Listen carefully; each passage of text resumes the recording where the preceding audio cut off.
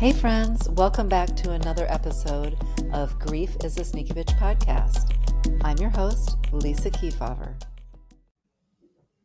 You all, I get to say this, Gina Moffa, welcome to Grief is a Sneaky Bitch podcast.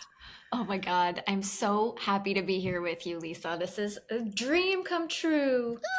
Ooh, same.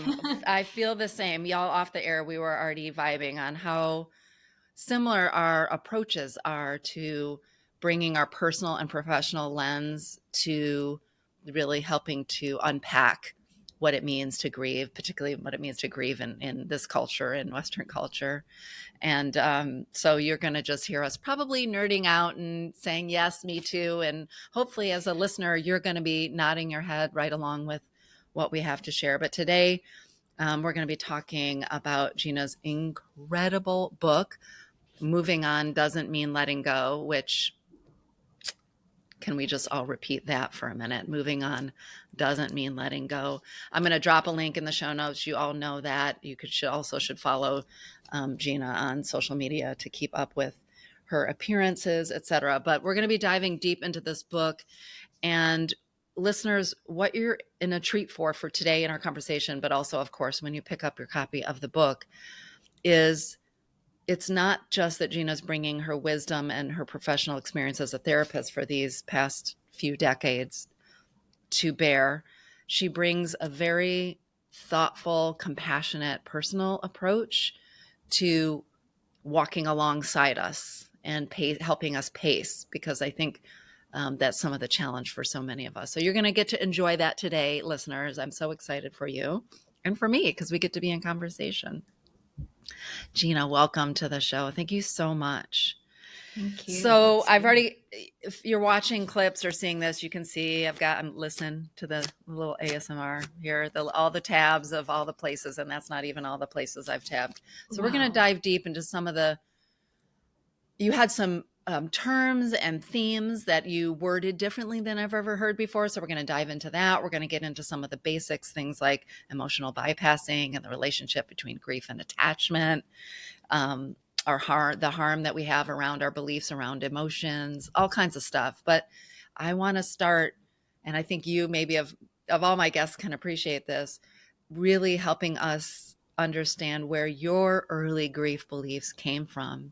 And I ask this of every guest in case you're a new listener to the show, to help us understand that we all have beliefs about grief, whether or not anyone in our family ever talked to us about grief or loss. And those grief beliefs can support us in our season of loss, and they can also cause unnecessary suffering. So we all need to sort of get clear on where they came from and what they are. So can you think back to an early loss in your life, and how were the adults modeling grief or not modeling grief and loss? What did that look like? What did you learn when you look back now?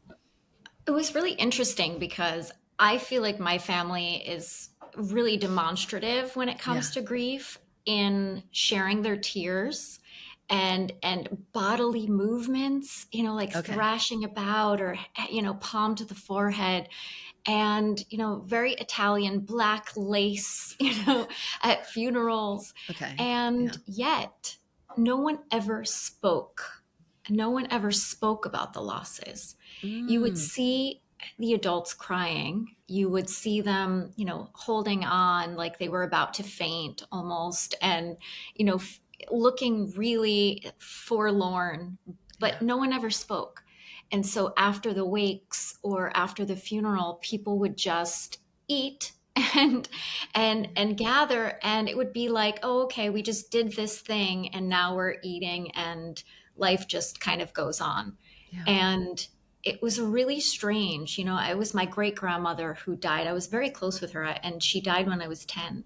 And I remember what I wore, and I remember kind of sitting, watching everybody from this chair. I was sitting with my grandmother, and she was just so over the top with her body. I was kind of afraid of her. I didn't know what was going to happen, but no one spoke. And it was, to this day, one of the most bizarre things, that we could be so physical in it so briefly, and then it's gone. So yeah, I mean, it was always really confusing to me, but it was always incredibly demonstrative.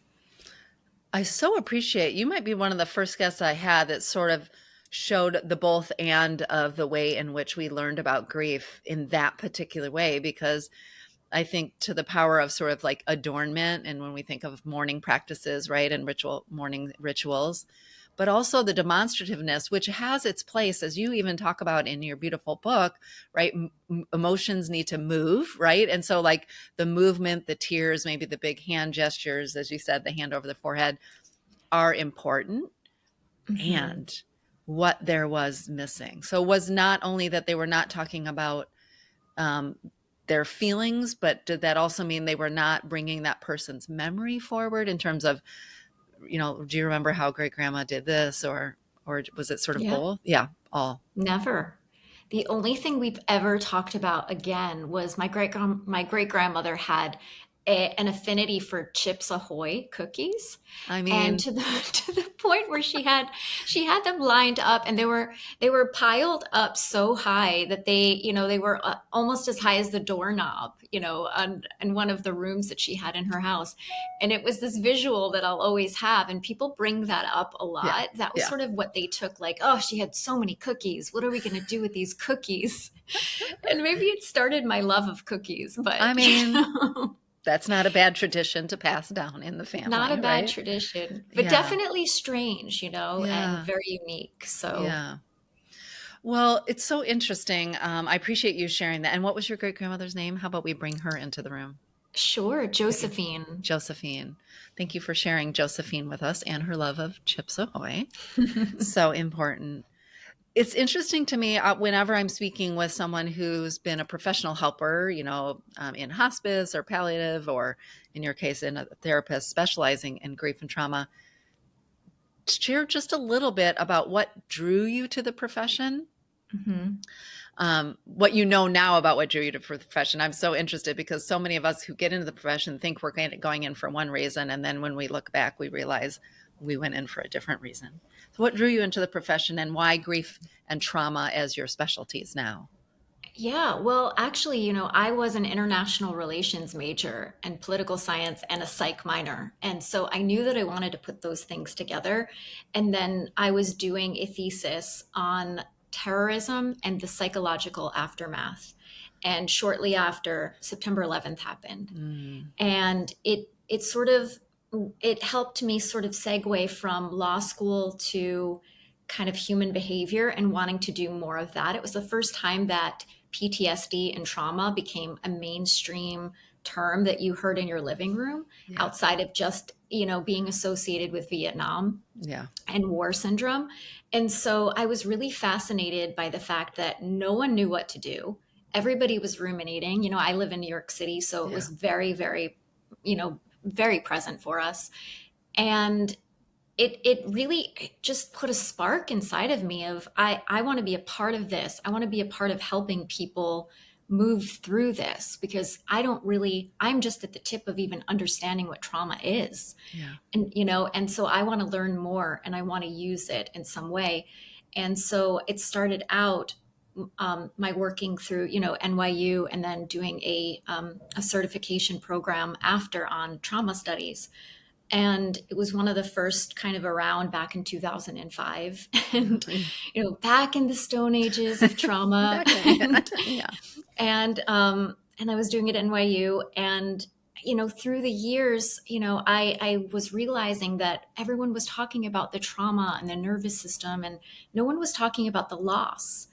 Then when yeah, no one was talking about the loss within a trauma, that sensation of before and after, yeah, and how we pick up the pieces, what that looks like, how do we mourn what was, and how do we look through the layers of even the secondary losses and the cumulative losses. And I got really interested in that. And so I sort of realized that they were both together. They're, in my book, I even call them sisters. yes, And, a lot of people would think, you can have grief without trauma. That is true, but you yeah, can't have trauma without grief. And so it felt important for me to always kind of have them joint, just in case, yeah, just in yeah, case, at least to be mentioned.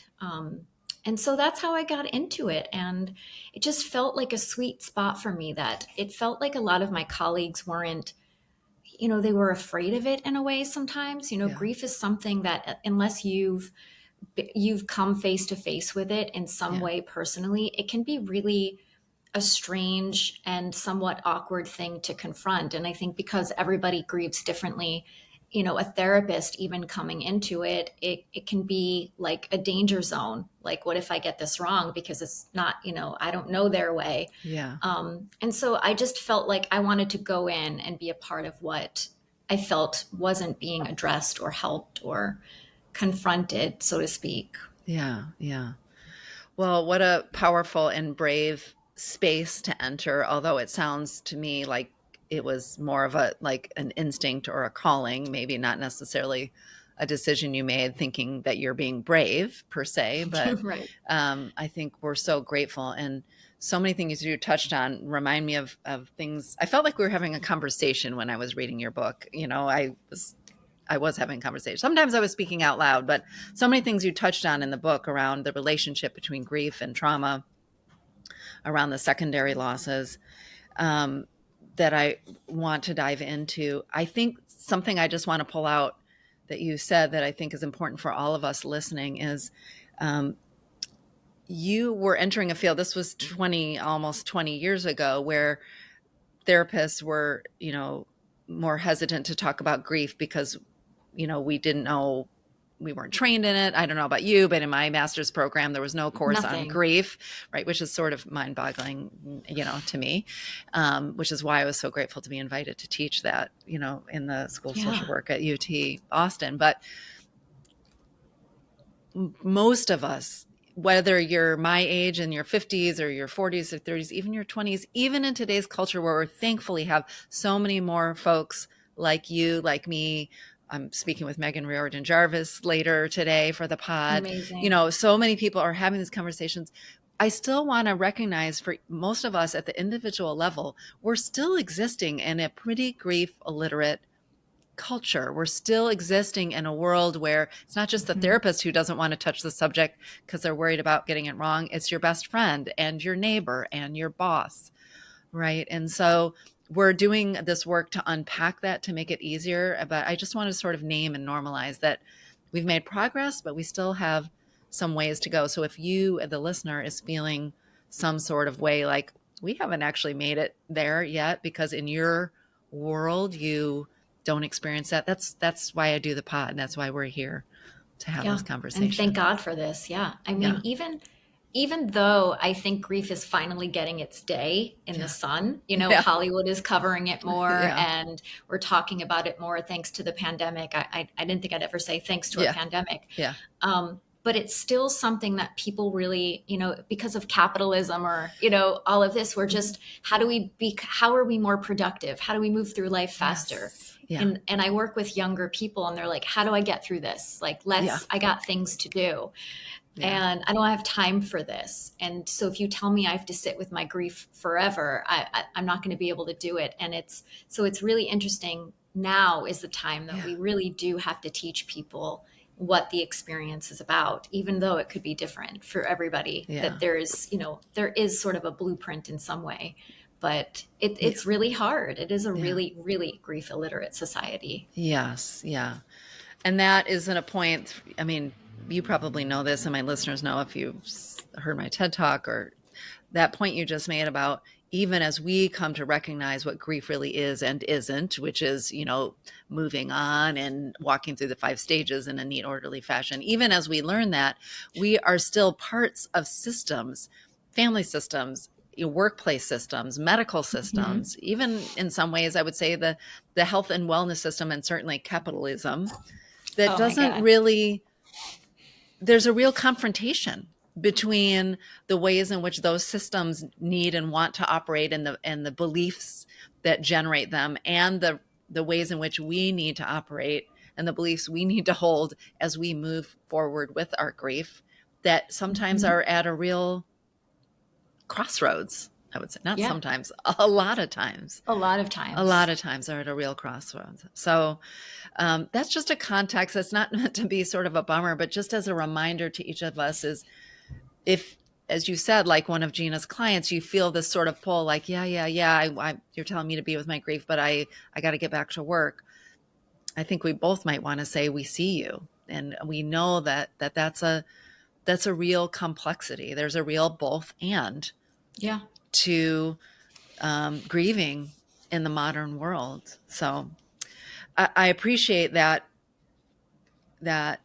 context that you offered. And I want to dive into some, I love a good term and just like good ways of thinking. One of the first, even your intro, I sort of fell in love, but one of the first terms that kind of got me smiling and nodding and saying, yes, was your phrase grief fall, Oh, yeah. which you said at the time, which is the title of one of the chapters of your book, but you said grief, grief all, or grief fall, Grief depending, fall. grief fall, right? The free fall after loss, the compass that both loses and finds you. Nothing is ever the same. Mm. Can you help listeners feel into what that term means for you? What did you want us to know about that? Why was it important to sort of describe that experience for all of us in that way? Yeah, I think that we all have this moment, and it doesn't even have to be with a death, right? It could be anything that is that before and that after. I wanted to give a name to this one moment that changes you Yeah. forever. This Yeah. one moment that is the portal to grief, the doorway. It's the call. I got the call the morning my mother died as I was on my way to do something and then head back to her, and Yeah. stopping in the street, feeling like, my stomach had fallen, and I was just, I started to free fall in some way, and I didn't know where I would land. It's the moment where you have that news, you get a Yeah. diagnosis, or Yeah. you're at the vet with your pet and you get that news. It's that one moment that everyone can relate to, Yeah. the moment your person breaks up with you, that you don't know what to do next. Yeah. You don't know where it will take you, what that will look like, what you will feel, how you will even navigate it. And like, And there's no ground beneath you. That's why I think I there's loved no that sort of ground. concept of, that free fall. Yeah, I just remember even early in my life, sort of, after a very harrowing breakup, and, the moment that I kind of walked out and I was like, like, what do I do next? I didn't prepare for this. Yeah. This is terrifying, and I don't know if I will land and what that will look like. And how do I survive that? How do I not hit the edges on the way down? And I think that visceral feeling and that visual for me, even, was something that I wanted to give people, because I know everyone has experienced that one moment that nothing is ever the same. Yeah. Yeah. No, it was so profound to read it again. And I loved even in that description that you used that word, the compass, because I think, as you talked about throughout the book, as I talk about often, is we have the illusion that we have. We are storytelling creatures. That's just the nature of who we are as humans. But we also have this illusion that we have this map and we've in our mind played out how things are going to be. And when we have some profound loss, again, I think importantly to note, not always a death loss. It could be a breakup. It could be a diagnosis. It could be, finding out that you're infertile. There's lots of ways in which that story, that compass, that orienting place that we're in, all of a sudden is missing, right? And Yeah. we're now learning to navigate a world and sort of and reorient ourselves, build a new compass for ourselves. And I just thought that was, you shared throughout the book as you were just sharing the death of your mom. And remind me of your mom's name if you want to share Oh, her story. sure. Her name is Rose. Rose. Oh, beautiful. So thank you for sharing Rose with us, what you did throughout the book. And I appreciated that balance, so you described your own, as you just said, the call that you got and your own experience, but you also did such a beautiful job sharing what I understand, I'm sure, is a composite, but of some of the ways in which you've witnessed your patients over the years come time and time again to some of these I don't know, barriers that we all come to, or these kind of crossroads in Yeah. our grief.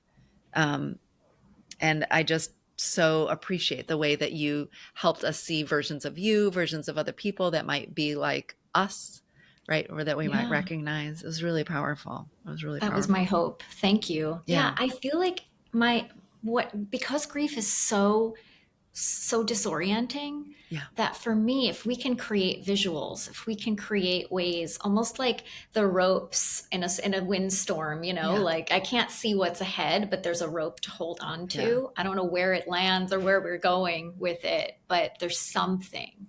And I just feel like as human creatures, we crave that rope, Yes. Yeah. even if we don't know. And so, our job, which you do all the time, is really creating that rope, Yeah. in some way. And even if it's just a term or just a Yeah. visual that you can create for somebody, it could be that simple, And so that was the hope. That was the hope, Yeah. No, to I think you create do that it. rope. You do it beautifully throughout the book. And yeah, I think whether we call them tethers or anchors or visuals, that was just grounding. We need these places, people, moments, sights, sounds, something to help Yeah. us feel grounded when the world feels like, I mean, there's all the metaphors we can use when it feels like the world is spinning, when the ground comes out from underneath us.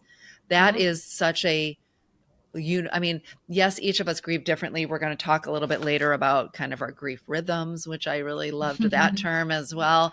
Yes, we do that. But even as my former guest, Colin Campbell, says, even though we grieve differently, there are some common themes. There are some shared experiences. And so we need to make sure we're bringing both forward. So both the permission to sort of not compare yourself to others in that way that harms you, Hmm. while this is a delicate dance, while also being reminded, like, I've been there too, and I've been there Yeah. too. I see you. You're not alone. This isn't a problem that you're going through. And that's the dance that I think, as providers, as people who work with individuals or grievers, but even as friends, and even the job for ourselves is to remind ourselves of that dance. This is just the way I'm doing it right now, and I'm not the first person to feel this way either. And there's something really grounding about that. Yeah, it Yeah. really is. Yeah. Because even though it's not an exact map, you're in the territory. Yeah. Yeah. You're in the territory. Um, you know, Early on in the book, you called us all on, including yourself, something that many of us do in life, but for certain in grief, which is um, using some of our skills, ideas, practices to bypass our emotions. Mm. Guilty. Who does I that? Who does that? I mean, I actually shared a reel, I think, earlier this year about the emotional bypassing I was doing. I called myself on it as I moved through this cancer experience with breast cancer. What have you learned over the years about emotional bypassing from yourself, from your patients, that we might need to know, whether we're in early grief or somewhere down the road? I think that, one of the things I talk a lot about in the book is our honesty. Yeah. And why that feels important to me is because I don't believe that we can navigate something unless we're honest about it. Even if And it's just with so, ourselves. Yeah. oh, entirely, Yeah. right? Most of the time, though, when we bypass, we start with us. Right. Yes. So to me, it felt like we've entered this good vibes only world. And, as I said earlier, the world's speeding up. Who wants to, it's part who wants to hear it forever, who will still give me, the comfort Yeah. and care and attention if I'm still grieving in X amount of time. So Yeah. some of it is that. And then some of it is, what we've been bred to think as Americans. Yeah. I can pull myself up by my bootstraps. It's going to be fine. I've got this. Or, Yeah. everything happens for a reason, or Ugh. there's some spiritual meaning in this that I'm going to create with my Yeah. magical thinking. Yeah. And And could it be good for a little while? Sure. I don't say don't ever do it, but what I think is so important is if we're not honest about what we're experiencing, we really find ourselves in a place where we don't know what steps to take next. Yeah. And we get stuck in the maze of bypassing, because then that's all we know. We're just going to cycle through it like the rinse cycle, because it doesn't give us a map forward. It's just an excuse to not feel what we feel. Yeah. And we're always looking for that, especially if it's bad. Yes. And, so I really wanted to invite people slowly and at their own pace, and, to try to come clean and give themselves the permission to feel what they feel as they feel it, but to look at it with really honest eyes, Yeah. because that's the only way to engage and befriend something that we're terrified of. Yeah. No, I so appreciate that. And just to confirm, 100% of us have engaged in emotional bypassing. Even your 100%. most skilled therapist has done it too, and will Yeah. probably do it again. Again, I I'm think doing it there's today. right. I mean, I think we, which you touch on a lot in the book, which I appreciate. I mean, emotions in some ways, especially again because of the culture we've grown up in, but big emotions feel like a threat to us often. And so emotional bypassing in some ways, I mean, if you look at it kind of like through an IFS lens, through an internal family systems lens, is sort of like, thank you, system, for helping me not walk right into the trap of what feels like danger. Right. So it's like, yes, we do that. And as you said, if we can't get to the root of really what's happening, then we are not in a position or in a place to actually see what the realistic next best step is for us. 100%. Yeah. 100%. So we need to reorient ourselves back to that. And as you said, it can happen in little, doses. It's Yeah. not all or nothing like we like to do. It's like, as you said, you have clients who are like, can I just hurry up and like just feel all the feels right now so I can just Let's get it over with. Yeah, which, And they're also the good vibes only, at the same time. Yeah. Let's find the meaning. Let's jump to meaning. Yeah. And Oh, we I'm do that a lot as a so society. guilty. I mean, I definitely, I'm calling myself on that. When we get to grief rhythms later, I want to talk about that too. I mean, I definitely saw myself in quite a few of those. And I do want to say, I think you even point this out in the book, just for those who are listening who haven't read the book yet, is that finding meaning or having affirmations that make you feel good or any of those things that we're talking about, they're not inherently bad. Those can be useful tools. And when they are in total replacement of feeling the rage, feeling the sorrow, feeling the resentment, getting in touch with where the guilt stories are or the shame stories are, that's when they are problematic. So it's, again, it's not the all or nothing, right? We can find places for both, but most of us try to do not pass go, do not collect $200, right? We try to get already to the Every time. Yeah. And then there are people, because then you're comparing yourself to others, Yes. right? So and so is able to do this. Why am I not there? I'm comparing and despairing even in my despair. Yes. And so it really puts us in a dangerous place when we jump to that place. And we have to be able to feel those things first. Yeah. Yeah. And you touch on a lot in the book. I don't know, we'll get into now, but I'll just need to get a copy of this book because I think we talk about that a lot. Just feel your feelings. But part of what you help us unpack, because for a lot of us, what does that mean? What does that look like? How do we become more embodied? For those of us who have a trauma history, feeling embodied feels very unfamiliar. I've said recently, I feel looking back like I've spent a good amount of my life disassociated from early trauma, right? So you do unpack that for us a lot in the book. And I really appreciated the way that you didn't assume that we all know how to do that. Thank you. Yeah, I think that it's so easy for people to say this is a safe space and this is a safe place. And I am in no position, even as a therapist, to assume what safety means to anyone. And so, I want people to understand that it's okay to not know how you feel or not know how to feel what you feel. And maybe here are some of the reasons why. Yeah. When we're really young, we learn how to feel our feelings, and Yeah. or if it's okay Or or if it's not. Yeah. safe. Yeah. And so, I talk about safety in this book nonstop Yeah. because I don't want anybody navigating something that feels dangerous Yeah. and that feels depersonalizing or re-traumatizing in any way. And I think it can be really easy to go to that place, and anyone can say feel what you feel. Yeah. But I can't do, I mean, even just saying that, I'm like, no, don't Yeah. feel what you feel unless you're safe. Yeah. Yeah. Or you're in a safe relationship or in a safe home or whatever it may be. And that feels really, really important. Even as I just said, you have to feel what you feel, and you do. Yeah. It doesn't have to be all at once, and it doesn't have to be right away. Yeah. Because part of emotional safety isn't just the container or the place or the person that you're maybe showing your emotions to. It's your own emotional safety for yourself. How are you, your embodied self, holding that and receiving that? True, Yeah. right? Yeah, yeah. Yeah. You touched on just there, which I think is a great segue, I guess, into that we learn how to feel or how not to feel in our young adult in our young childhood.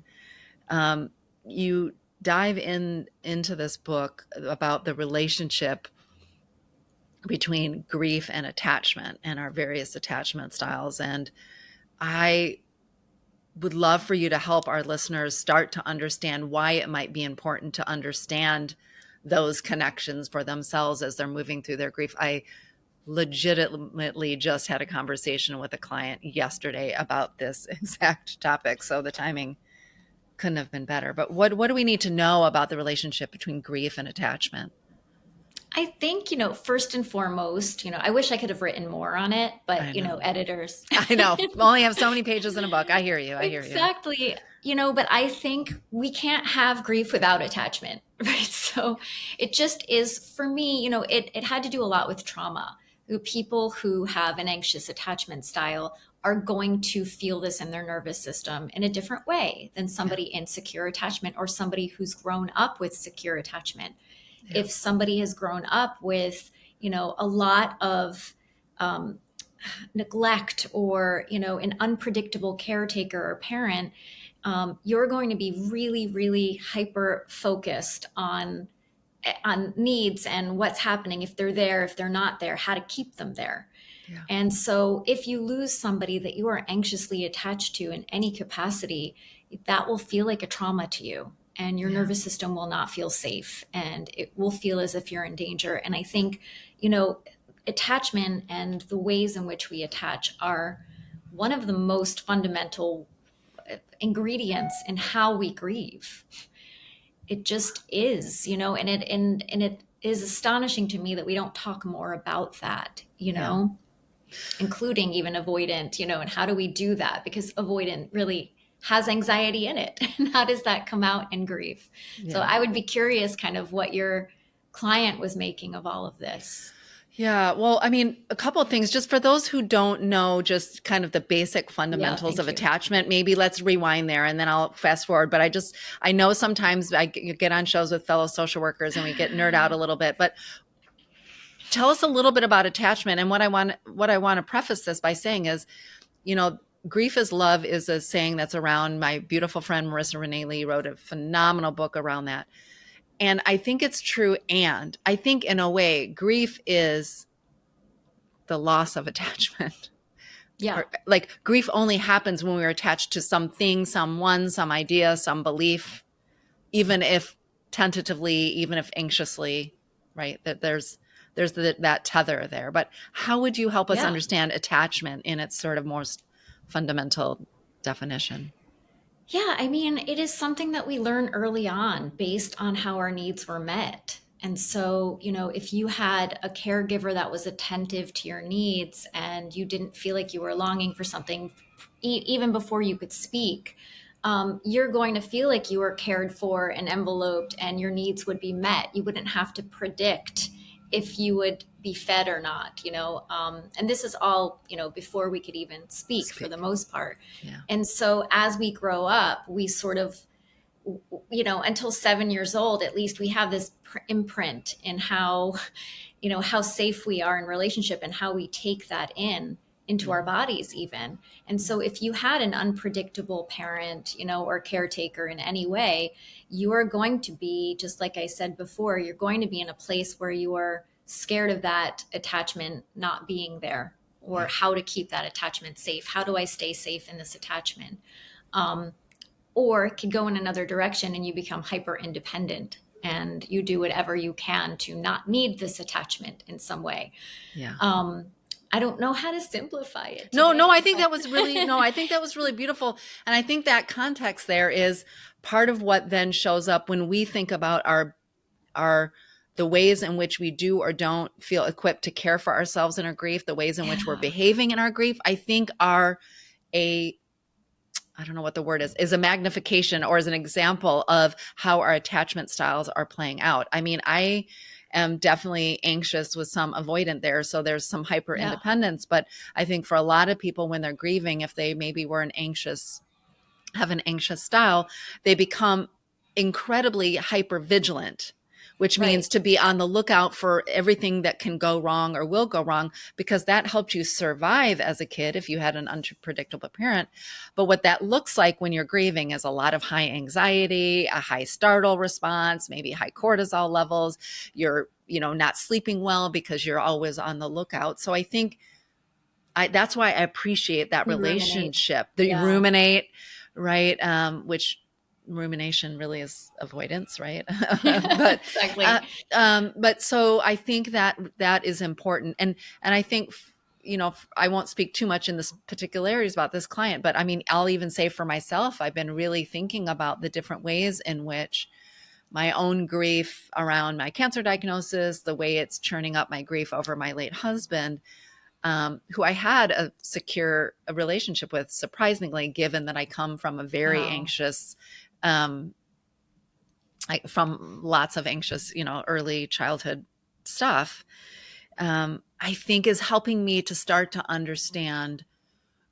First, have some more, I think we can start to have more compassion for ourselves, like not what's wrong Yes. with me because I'm behaving this way. I'm really startled, whereas my sibling or my friend doesn't act that way. I can start to sort of look at it and say, oh, this is old stuff. This is Yes. this is old stuff that predates this particular thing, and this is how I learned how to keep safe, and Hmm.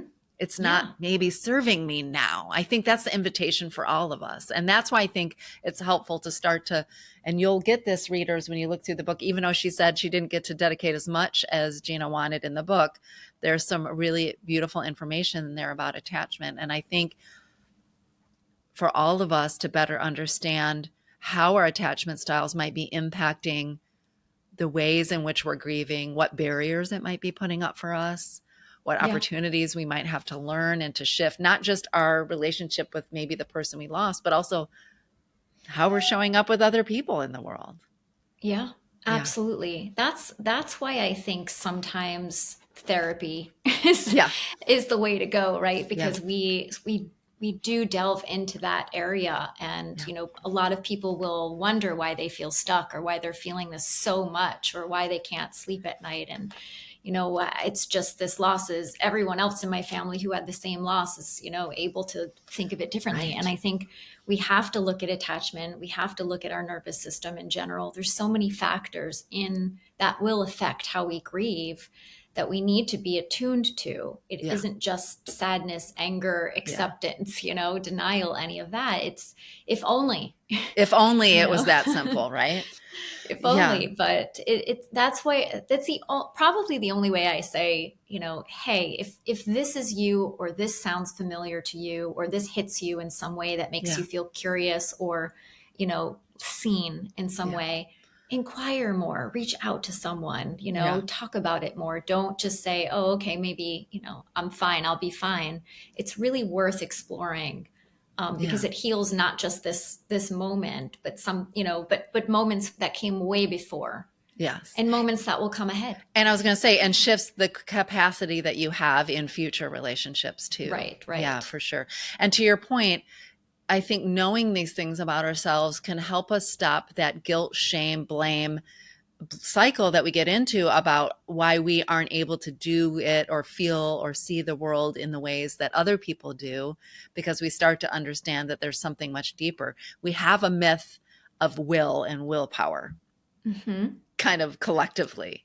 Yeah. And it's not that I'm saying that we can't change. I absolutely 100% believe that we can heal and grow and change. Otherwise, I wouldn't We be, wouldn't do this work. we wouldn't be doing this work. And it's not just through simple mantras or, will. I think that's, that's dangerous. So coming back to Agreed. that compassion that we might have as we learn about these things that are more fundamental to us, that are more in our core, in our history, allow us to soften in some ways so that we can be curious, as you said, Yeah.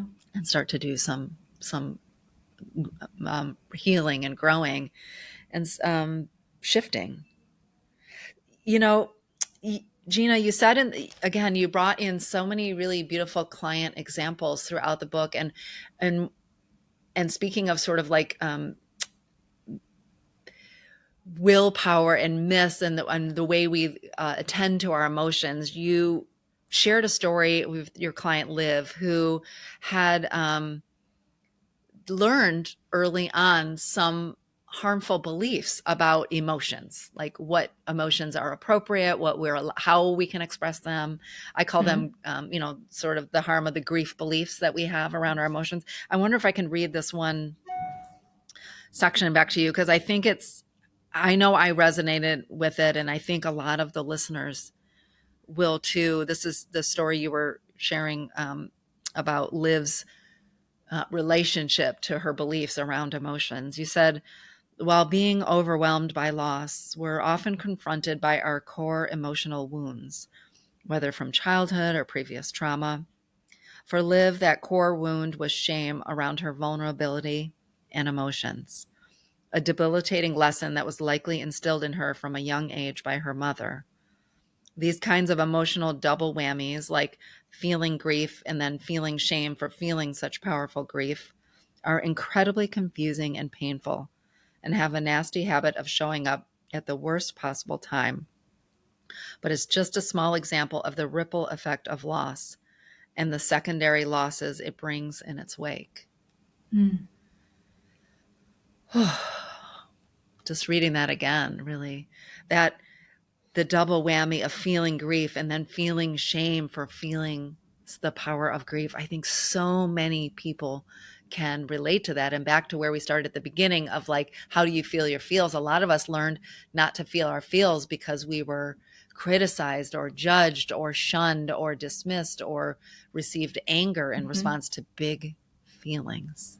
Yeah. Yeah. Being shut down. And so we then feel as if we're suffering, but we have to defend our suffering whilst we're suffering. Which doesn't allow you to feel the feelings. Yes. Right. Yeah. Right. If we recognize that in ourselves, if we recognize in ourselves that when we start to feel big feelings, we have a story of weakness or vulnerability, which I don't think vulnerability is a bad word, but the pejorative ways in which we use the word vulnerability, if we recognize that about ourselves, that we Mm-hmm. struggle there, what's one thing we might say to ourselves, one tip we might do if we're starting to feel those feelings and the shame story comes around being too much or feeling too much? What might we Mm-hmm. need to know for ourselves, or what might we do?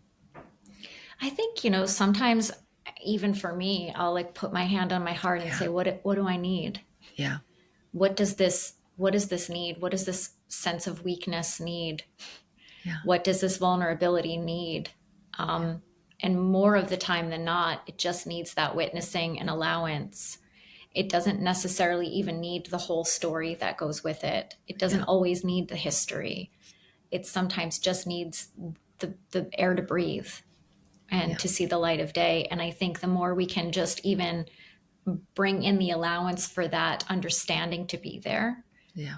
I wasn't allowed to cry. I wasn't allowed to feel weak. I wasn't allowed to look weak. When it came to Liv, for example, Yeah. her mother would say she looked ugly when she cried. And so it is a painful thing to be shut down in such a way. Yeah.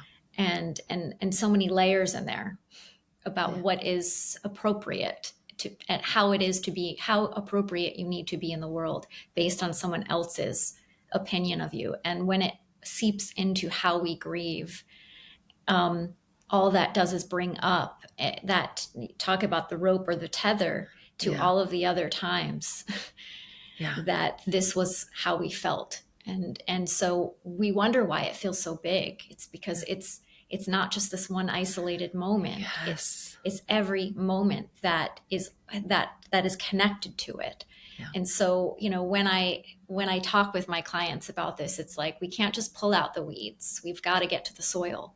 Yeah. And it's really important to clean out the system. And so you can move forward thinking about this in a healthy way. So you can accept yourself for all of the things that anyone else in your life has deemed ugly within you or within your expressions.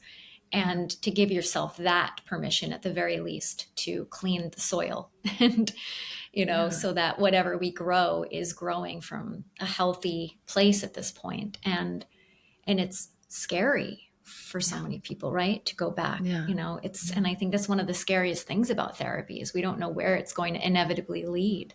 Yeah. But when it feels so big, it's never just that story. Yeah.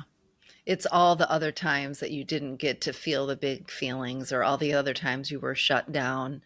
And so that's why sometimes it feels outsized to the current experience, because when you find that safety or that place where you can start to find some permission for yourself to feel it, you're kind of not making up for lost time, but you're kind of going back, and even in a way gifting those previous versions. I always talk to little Lisa. I put my hand over my heart a lot and talk to little Lisa, teenage Lisa and childhood Lisa. And sometimes we are learning to gift that version of ourselves, the acknowledgement and the opportunity to feel whatever those feelings. But it can feel risky and scary because, as you said, back to attachment, if feeling big feelings was a source of our disconnect, Yep. whether it's going to feel very dangerous, which is why it needs to be slow and modulated and contained. And which is why it's not going to be, I just need to go have one good cry and then I'm going to be done. Right. It's going to be these kind of ongoing pieces. Yeah. It has to be, right? We are the one fell swoop society. We really are. And it's not wrong that even as I say this, of course we want that too, because who wants to sit in the suck? It's not pleasant. And I think, as you said, I talk often on the show with others about the ways in which turning to face my grief and being with my grief and my sorrow and my sadness and my rage and all those things give me license for awe and wonder and joy in ways that I didn't have before. I think kind of coming to terms with these harmful beliefs we have around emotions, coming to terms with some of the attachment wounds that we might have, gives us all those things, but it also gives us the opportunity to engage in a more meaningful way in new relationships, in current relationships that we might never have had the chance to if we hadn't have, as you said, cleaned the soil, right? 100%. So it's not, this work isn't just about attending to the loss or losses that you haven't attended to. It actually primes you in a way to feel connected to people in ways that you maybe weren't capable of before, because all of that was holding you back. Yeah. You weren't allowing it in. So you were living from this place of fear and disconnect and not even maybe knowing it. Yeah. But maybe feeling like things were always off, or you were always, scared to fully show yourself. Yeah. And, one of the I think one of the treasures of grief work itself is that it isn't just about the grief. Yeah. It's about the life. It's about the future. Yeah. It's about the wounds of Christmas past. And so, Yes. Yeah. you know, Yeah. and look, I mean, and I'm a pretty chipper person. I mean, I'm Yeah. not, and you too, right? We're Yeah. not doing grief work in this place of, oh, that's really bad. Heavy and sorrow. No, I actually You're think doing haunted. grief work, I mean, it's hard, but also I feel like it gives me appreciation and joy and levity and Yeah. lightness in ways that is, I think it would be surprising to people who are on the outside. I think that's the most surprising. Yeah. Like you work in grief all day, but you That's look kind of like very happy. happy. What's happening?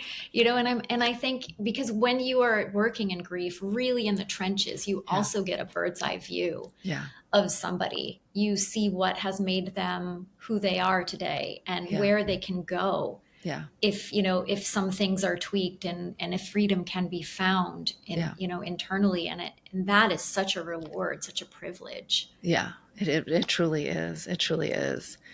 As we begin to wind down the conversation, which I can't believe we're already saying that, I feel like we could talk for hours, but you had another series of things that you talked about at the end of the book. I've often talked about, we talk about a lot grief styles, like, everybody grieves differently because we have different grief styles. Sometimes we've used the terms like emotional or intuitive or rational grievers or even dissonant, but you broke down this concept in such a phenomenal way. In your book, you called them grief rhythms. The ways in which we had grief rhythms. And let me just tell you what, so many underlining in those chapters. I called myself out on my grief rhythms. So I'm going to just name some of them, but I'd love for you to pick up on some of the few that are maybe yours if you want to share, or just some of the common ones. Yeah. So grief rhythms, I guess, in one way is, right, just the different styles or ways we approach our grief, or and don't. hard things, or just or grief don't. and hard things, or don't approach. So there's the survivor, the intellectualizer, the diver, the mover, the compartmentalizer, the bypasser, the emotional spiritual bypasser, the quality controller. What do we need to know about these different these different ways in which we engage or don't engage with grief, and why is it important for us to know our own grief rhythms? I think, these to me are tendencies. We all approach really hard times, whether it's a trauma, a bad day, a relationship breakup, whatever it is. We all really do approach hard things with a similar rhythm and tendency. And so I wanted to, and these are things I see in my clients and me and my friends, and family. And so I wanted to point it out because I wanted to take out the mystery of kind of, for Josh, for example, he's the first client I talk about in the book. And for him, he goes on bike rides and he's always moving, and people think he's not necessarily always confronting his grief. Sometimes they think it's too much, but for him, he moves a lot. And, and so I think if we could educate people that there are different ways to grieve, there wouldn't be an expectation to do it differently, number one, but also to give ourselves permission to realize that we do just have an innate rhythm to the way that we cope, and that it's okay to move through that. If we can know what it is that we do to cope, we might have a path forward. Then we may know. For example, I am an intellectualizer, right? I will tell you everything you need to know about what I'm feeling, and I will not feel it. Yes. I could relate. I felt called out when I read that. I felt called out. Yeah. It doesn't surprise me, right? Yeah. You and I are like the biopsychosocial crew. Yeah. We know everything. We can report it like the 7:00 news. But when someone's like, how are you feeling? And I'm like, I'll tell you how I'm feeling, but I haven't felt it. Yeah. Right. And so, and if I actually take the time to feel it, I can feel like I'm broken open. Yeah. This is me. I'll gather all the books I can and all the research I can on what it is I'm experiencing, but the emotions don't follow. Right. So it's important then for me to say, okay, Gina, you've got to take time to sit quietly or allow those feelings to come up, and you've got to feel them, because we've got to figure out a way for you to feel them. Yeah. Because emotions will find a way. by the They way. do. Emotions Oh, will they sure find do. a way, whether you decide you are going to address them or not. Better to turn and meet them than for them to find a way. Because as you talk about in the book, they will find a way into our body, into illness. They will find a way into breakdown. They will find a way Hmm. into passive aggressiveness and all kinds of Yeah, things. So anyway, totally. so there's intellectualizer, which you just named, which we have a tendency sometimes to try to just think Hmm. our way through it. If only we could think our way through grief, y'all. Mm. I know, right? I know. Um, But but alas, we can't. Now, each of these, whether you're the mover or the intellectualizer or even the diver, who what is the mhm. person who's willing to kind of go big, deep in the feelings? They want to go immediately in. They want to sign up for all of the support groups. They want to read all the books. They want to talk to anyone who will talk to them about their loss. Yeah, They want to feel all of the feelings. They want to sort of be in it. They want to always be in their loss. yeah, Some of it is a way to control it. yeah, Some of it is a way to move through it, right, as quickly as possible, as we say. yeah. And some of it is because they really are somebody who can be in touch with their feelings and they're not afraid of that. Yeah. One of the things I appreciated that you said when you sort of broke down each of these grief rhythms, and by the way, many of us are a compilation of many, Right. even though we tend towards certain ones. But Hmm. one of the things that you offered us is, like everything else, which I love, there's the both and. None of these are bad coping styles or good coping styles. They're just styles that we need to Hmm. be aware of, and each of them have their benefits and their deficits. You said even of the diver, because many of us might think the diver is the ideal one, the person who can just feel their feelings and go to the support groups and, be present Hmm. with their emotions. You said, desperate to feel the feels and feel better, you may exhaust yourself emotionally, Yeah. overload on all things grief and loss, and neglect to listen to your body's signal that it's at capacity. You may also dive into the emotions headfirst without caring who your audience might be and experience the hurt that comes with then not being seen, met, or heard in your Hmm. experience. I think we can Yeah. all relate to that. If this is Hmm. you, remember, grief isn't a race of feeling all you need to feel in one fell swoop. Yeah. Perfection. Yeah. So it's the both and.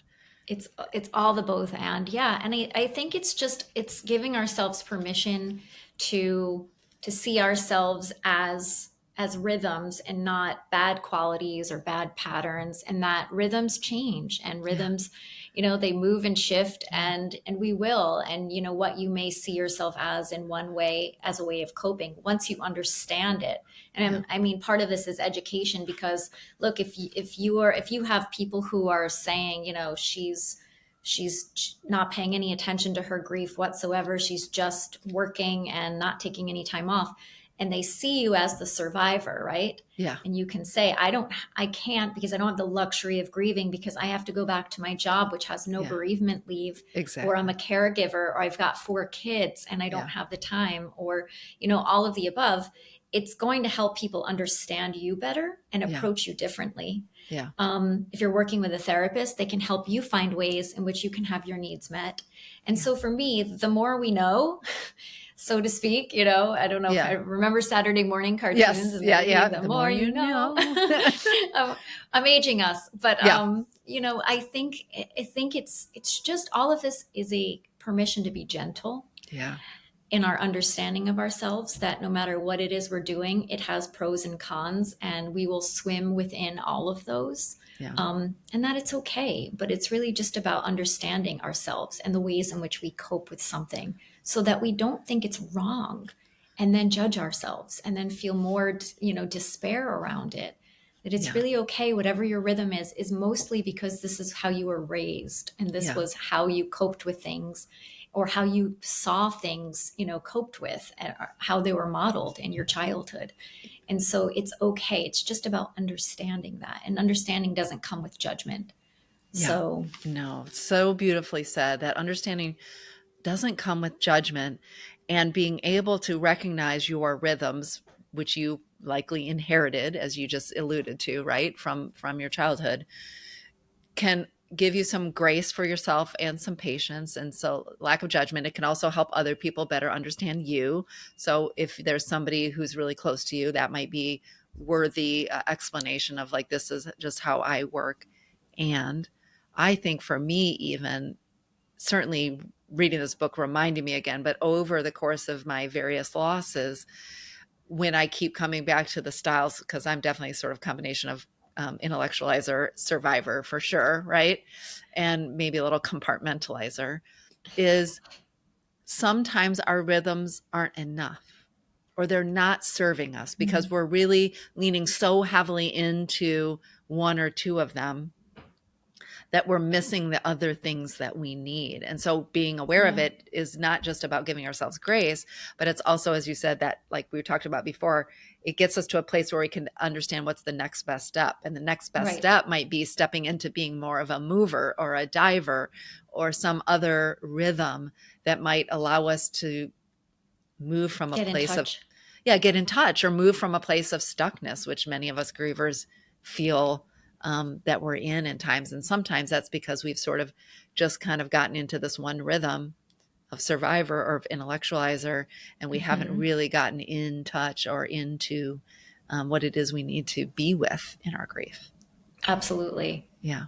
Absolutely. Yeah. Phenomenal. I appreciate that. Yeah. I think it's a tricky experience, and any sense of agency that we can have helps us take another step. Yeah. Yeah. Ooh, agency. That's a whole nother topic we can do for another day. Sure is. It sure is. Gina, thank you so much for joining me on Grief as a Sneaky Bitch. Y'all, it's going to be linked in my show notes. Moving On Doesn't Mean Letting Go, a modern guide to navigating loss. This is essential reading. I was saying to Gina, I'm not sure if I'm going back to teach this next semester, but if I did, I'd be adding it to my curriculum for my loss and grief course.